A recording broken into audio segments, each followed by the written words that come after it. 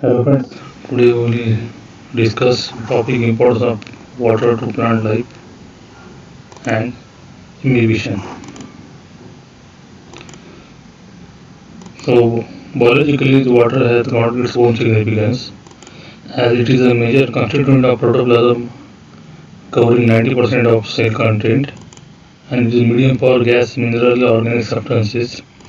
It is also vital for reactions and it maintains the rigidity of cells. It is necessary for enzymatic activity. It increases the rate of respiration. It acts as a solvent and carrier. It maintains the temperature, pH, and for enzymatic activities. And water constitutes about 80 to 95% of living tissues, whereas sapwood has 35 to 75% of water, and the seeds contain 5 to 15% of water. Now let's see the diffusion. The diffusion definition is like it is a movement of particular molecules from a region of higher concentration to a region of lower concentration, and this is called as a diffusion. Means if the molecule move from high to low concentration region, that is called as a diffusion. And it has been found that the rate of diffusion of gases is faster than liquid or solutes, and this diffusion particle has create certain pressure which is called as a diffusion pressure, which is directly proportional to gradient directly proportional to the concentration, and there is always a diffusion pressure gradient, means from the higher region to lower region it's move. Here you will find the movement of particles or molecules from region of higher concentration to the region of lower concentration. I will show you these molecules which are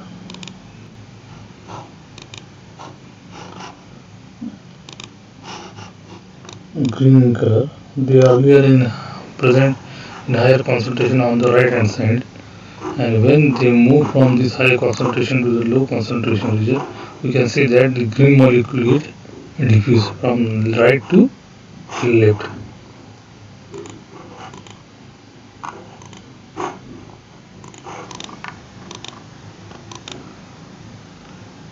So what you are observing here, what is diffusing into what? Here is the real question, whether the color is diffusing into water or water diffusing into color. The answer is the color is diffusing into water. Once the drop of color is added on the top, at that point the concentration of color is around 100% and rest of the water is 0%. But once it reaches or in contact with water, from the 100% it move to the 0%, means high to low concentration.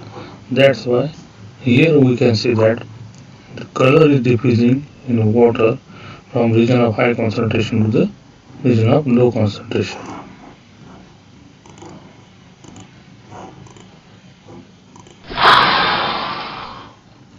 Many times we use spray deodorant in our daily life, and if there is special spray belong to anyone and he or she has sprayed it on him or his body, we come to know that that person has used this bottle of spray.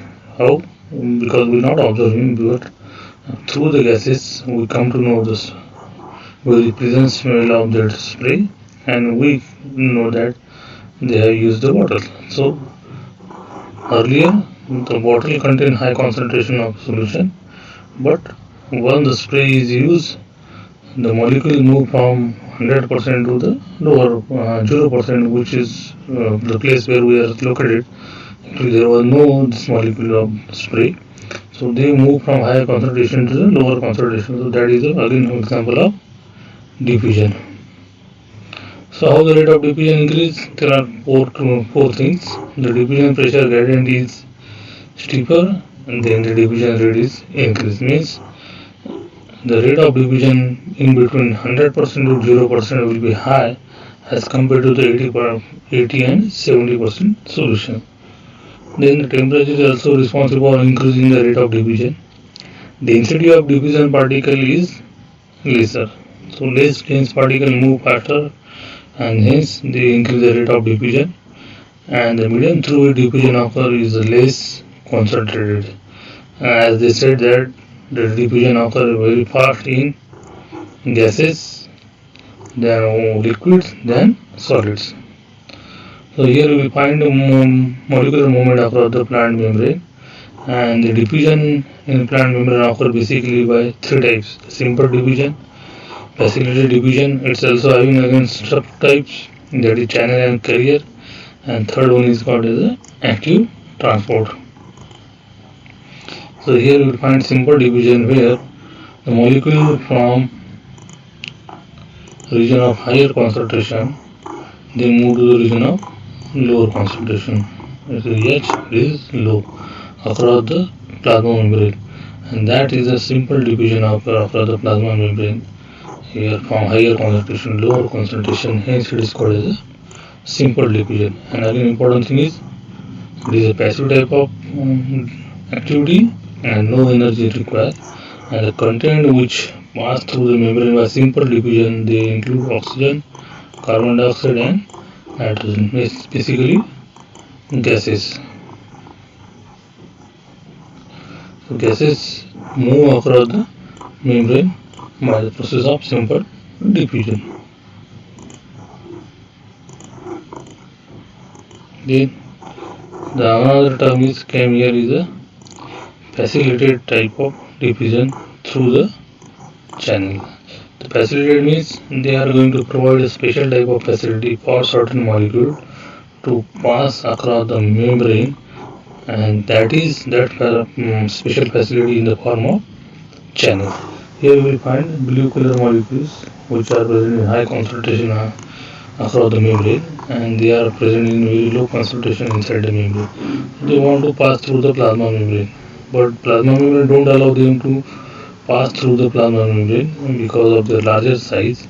But in the membrane there are certain transmembrane protein which acts as a channels, and these channels allow this molecule, special type of molecule, to pass through them, and that's why they are providing special facility to this molecule through in the form of channel. That's why it is called as a facilitated type of facilitated diffusion through the channel. Again, important thing is it's passive type transport and no energy required, and the molecules or content pass through the membrane by channel are sodium, potassium, and calcium channel. So basically we have got sodium channel, potassium channel, and calcium channel in our body, which allow these elements or ion to pass through the membrane. Then third type or second subtype is facilitated diffusion is carrier. Here the word carrier indicate that they are going to bind to a transported molecule which present across the membrane, that is transmembrane, and that protein molecule switches in such a way that the molecule from outside is going to release inside, and that is through a carrier. So this protein molecule across the membrane acts as a carrier where this molecule bind to them and they switch in such a way that they release the molecule inside, and again they revert back to their normal position to take new molecule inside them. So it is a again facilitated type of diffusion, but here the molecule come inside in the form of carrier. So again important thing is passive type of transport, no energy required, and what move across the membrane? They are sugar, amino acids, and hormones. So these are the entities which came across the membrane inside through facilitated type of diffusion.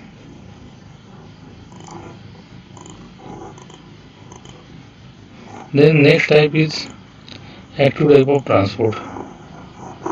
Whenever you find that in physiology or in molecular biology, active words many times related with the energy. General condition says that molecule move from higher concentration to lower concentration. Here we will find across the membrane the higher concentration is outside and lower concentration is inside. So basically diffusion if occur it is from outside to inside.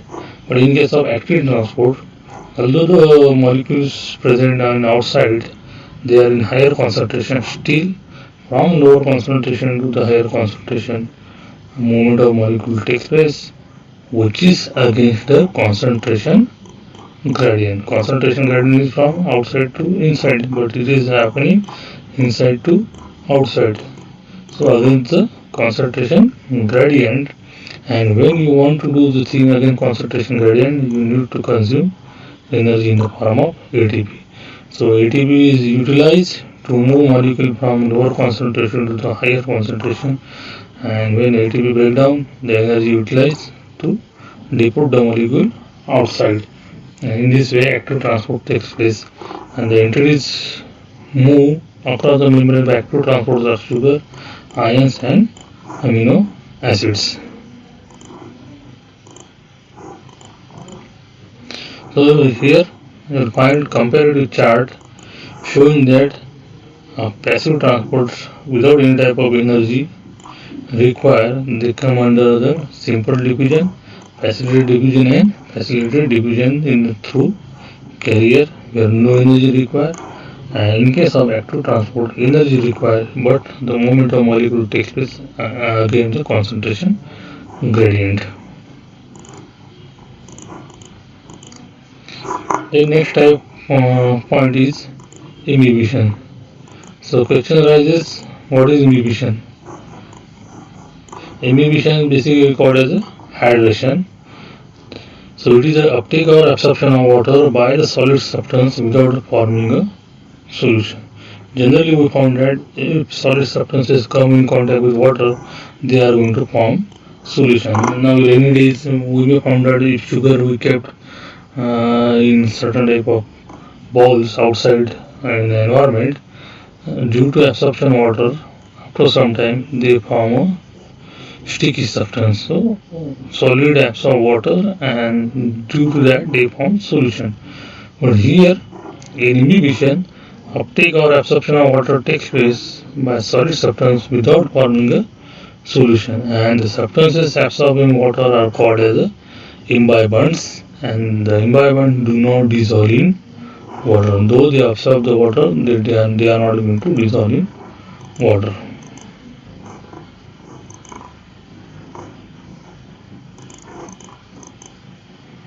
So what are the characteristics features of inhibition? The liquid will get absorbed. Due to absorption of liquid, they are going to get swell up, their volume increase, and because of that, the heat is released, that the exothermic reaction occur, and that lead to development of pressure. And that inhibition is a very important process in plant. You will find that if you keep dry seed in water for a certain period of time, the dry seed absorb water, and once they absorb water, they swell, and because of swelling of cotyledons, the seed cover get break, rupture, and the plumule and radicals came out. So that's why we sow our seed in rainy season, where during rainy season they absorb the water, they swell, they break down seed coat, and new plantlets came out. And once they break, no matter how hard seed coat is that, if it is permeable to water, definitely water enter inside, the cotyledon swells, and they break down the seed coat, and they come out in the form of plumule and radicle. And during their growth, after seeds absorb water, the embryo releases gibberellic acid. That gibberellic acid acts as a signal to the alluron layer, which is the thin outermost layer of the endosperm. And once the GA acts on an alluron layer, it synthesizes alpha amylase enzyme. This alpha amylase acts on starchy molecule. Starch is a polymer of glucose. The glucose come by the breakdown of starch in the form of monomer. Glucose is utilized by plumule and radicle, and ultimately by utilizing the food from seed cotyledon, the new plantlets emerge out of the seeds, and they develop as a complete plant. Another example of inhibition is wood piece placed in water. It absorbs it and swell it. And the famous example is, and during rainy season, our door, wooden door not close properly, because within that socket the doors are fixed. But as we know that the woods is made up of cellulose, and cellulose absorbs the water. As cellulose absorbs the water, they swell, and once they swell, they are not going to fit properly in their framework, and once they are not put in properly framework, they are not going to be closed. So it is an example of imbibition. Then gum pieces, these are the dry gums. If you place in water, they get absorbed. They are going to absorb the water. This is all about the process of diffusion, importance of water to the plants, and imbibition. The next phenomenon is osmosis. So osmosis can be defined as the movement of solvent through semi-permeable membrane, and or it is also called as the movement of water molecule through semi-permeable membrane from high to less water concentration is called as osmosis. So this osmosis was observed by very first by Abbe Nollet in 1748, and this osmosis helped in establishment of equilibrium in the concentration on both sides of the membrane. So here you will find the green color molecule indicates sugar and blue are water molecules, and these two solutions left and right are separated by semi-permeable membrane. So on the right there is a sugar solution with high sugar concentration and low water concentration. On the left, low sugar concentration and no sugar molecule, and there is a high water concentration. So you will find across the membrane solvent move, not the solute. So here solvent is water and solute is sugar. So here find that solvent move across the membrane, not the solute, and that is how they are going to responsible for osmosis.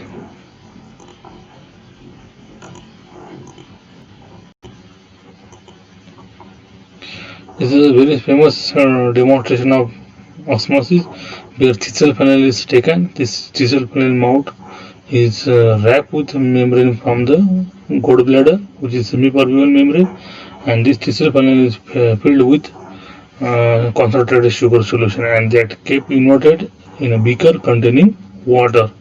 And once you place this thistle funnel in water, you note down the initial level. Here you will find initial level, mark initial level, and keep this apparatus as it is for a certain period of time, about 1 or 2 hours.